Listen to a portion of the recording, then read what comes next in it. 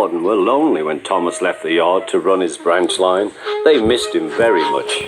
They had more work to do and had to fetch their own coaches. They didn't like that.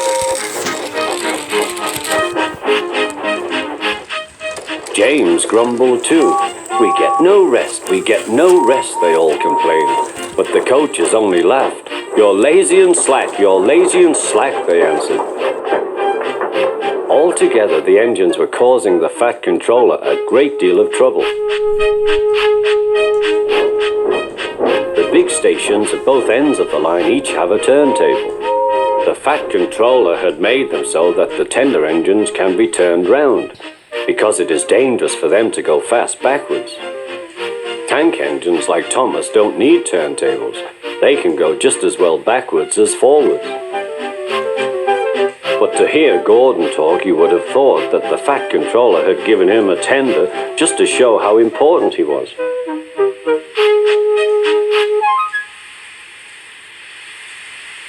"You don't understand, little Thomas. We tender engines have a position to keep up.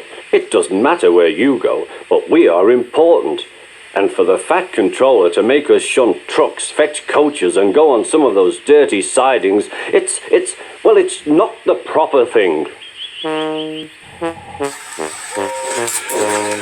Thomas chuckled and went off with Annie and Clarabelle. "Disgraceful," Gordon hissed as he ran backwards to the turntable. The turntable was in a windy place close to the sea, and if he was not on it just right, he put it out of balance and made it difficult to turn. Today, Gordon was in a bad temper, and the wind was blowing fiercely. His driver tried to make him stop in the right place, but Gordon wasn't trying. The fireman tried to turn the handle, but Gordon's weight and the strong wind prevented him. "It's no good," they said at last. "Your tender upsets the balance. If you were a nice tank engine, you'd be all right. Now you'll have to pull the next train backwards." "Look," called some boys, "there's a new tank engine." "Oh, it's only Gordon back to front." "Hello," called Thomas, "playing tank engines? Sensible engine. Take my advice, scrap your tender and have a bunker." Gordon said nothing. Even James laughed when he saw him. "Take care," hissed Gordon, "you might stick too." "No fear," chuckled James, "I'm not so fat as you." "I mustn't stick," thought James. He stopped on just the right place to balance the table. It could now swing easily.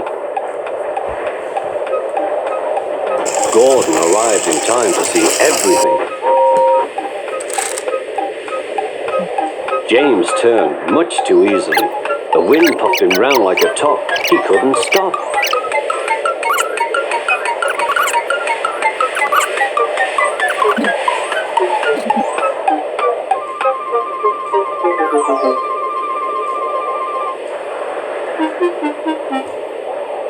"Well, well," said Gordon, "are you playing roundabouts?"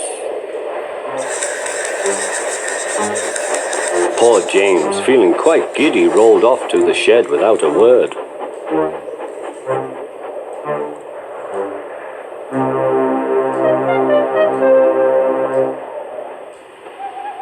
That night, the three engines had an indignation meeting. "It's shameful to treat tender engines like this.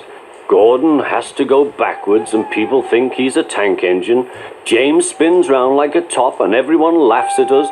And to add to that, the Fat Controller makes us all shunt in dirty sidings. Blech!"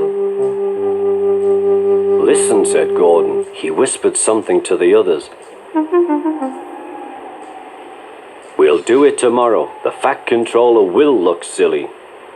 The engines have decided to go on strike."